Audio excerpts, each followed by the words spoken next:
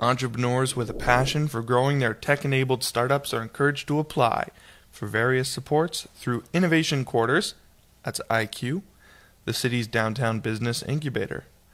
So right away, I bet you didn't know that this is for tech-enabled startups only.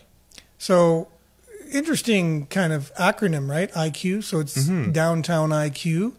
And this is to start up a little bit of a tech community downtown to get that startup. A collaborative kind of, environment. They want all these tech companies to be in one place, and they want that place to be downtown. That's an innovative idea, right? It's a very quarterly idea. I don't know. I'm trying to make a pun too. Yeah, no. Yours is better. No pun there. Because this is the thing. So you have Silicon Valley, which has been around how long? 50 years plus.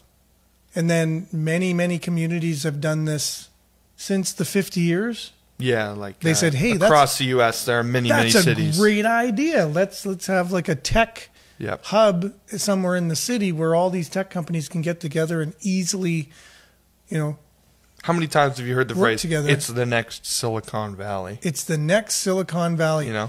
Now, I lived in a city called Salt Lake, where the 2002 Olympics were. Yep. And I lived there for 2 years, and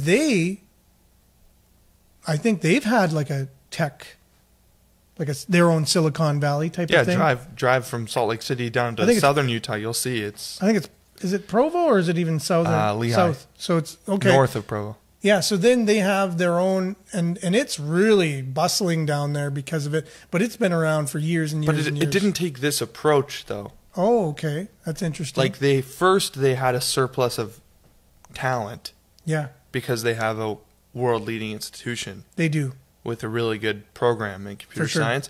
And then they had an affordable market condition where young people could move there and live there and own their own house there. Correct. And have a family there. So then large companies came in, saw this. Yeah. Like Adobe currently runs one of their headquarters there. Yep. And many other companies really innovative. A lot of them really innovative. So it's an intricate part of a whole ecosphere of a lot of good things kind of simultaneously happened. Yeah. It's an economic ecosphere that looks like it's part of a grandiose plan, not just a one thing that happened there. Well, right? It's always going to kind of happen by accident, in my opinion. But the environment needs to have perfect for certain things. And to me, Sudbury is, it's nice. Like it looks like the city council will approve about $1 million.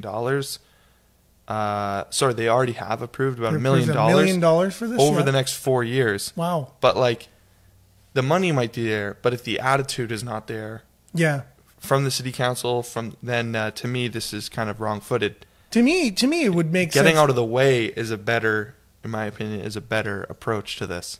Yeah, because than giving money. We already have NORCAT, right? Which is kind of it's there to help, startups. What's NORCAT if people don't know? So NORCAT, I believe, is an organization that is there to foster startups, and I think it's largely started off from the mining perspective of things, but it's very, I don't know, they are getting into tech things now, but it seemed to be a lot of industrial type industry that they started off, helping out and encouraging. But that seems to me, that would be, I don't know if there's any link to NORCAT with this, but they've already started something like that. So the way you were saying, everything's connected in the Salt Lake model, like the housing market, the industries, there was already a pool of people to draw from. And that to me, it would make sense that it would be connected to like a place like NORCAT, because honestly, they're already doing something similar. At this point, I have a lot of faith in Cambrian College making this happen. And NORCAT, because Cambrian College seems to be doing a lot with Cambrian College too, right? Yeah, NORCAT's big with. They used to be part of Cambrian, as far as I know, and then they moved out onto their own on Maley. Yeah, NORCAT. Laurentian to me, again, I love Laurentian. Yeah, it's my alma mater. They're not doing much on this. No, Laurentian has other fish to fry. Yeah, as it seems. And they're in Laurentian's always been more of an environmental science. Yeah. like a jack of all trades university. Exactly. Kind of thing. So, well, I guess they would like to think they have some mining specialties, like engineering. well, the engineers will tell you that. Yeah. Yeah. No, I agree. Yeah. But tech startups, they don't. I remember. Okay, I'll say this one more thing. I remember when I was in Utah, not quite in Salt Lake City, but further south at Brigham Young. There was so the business school there. It's called the Marriott School of Business. You might have heard the name Marriott because Marriott hotels. the person it was named for, has this massive empire of hotels. So really great business school. They also have a law school there. And while I was there, I think it was new or it had only been around for a couple of years, they put a brand new corner in the business school on the second floor with like glass everywhere, whiteboards, fancy everything. And the sole purpose of it was a liaison to the mathematics department, so that math, which is where computer science is, it's in the math department, math students would hang out in the business building and get to know business people. To make some kind of connection that they can help each other out. Because these things kind of happen by accident a lot of the time. Yeah. Like these tech startups. But you have to set the tone for it to happen by But they had accident. to like force them to do it. That's right. Like you can make the center, but it doesn't mean they'll come. No. So they were constantly trying to encourage, because it's kind of two opposite ends of a spectrum, like programmers and like business. For sure.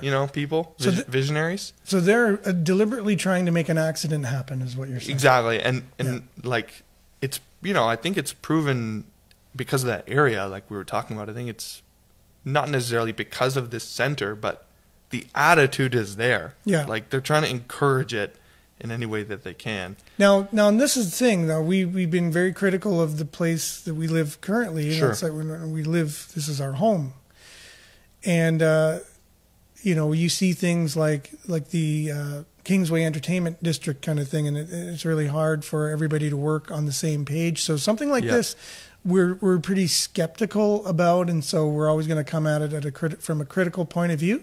Yep.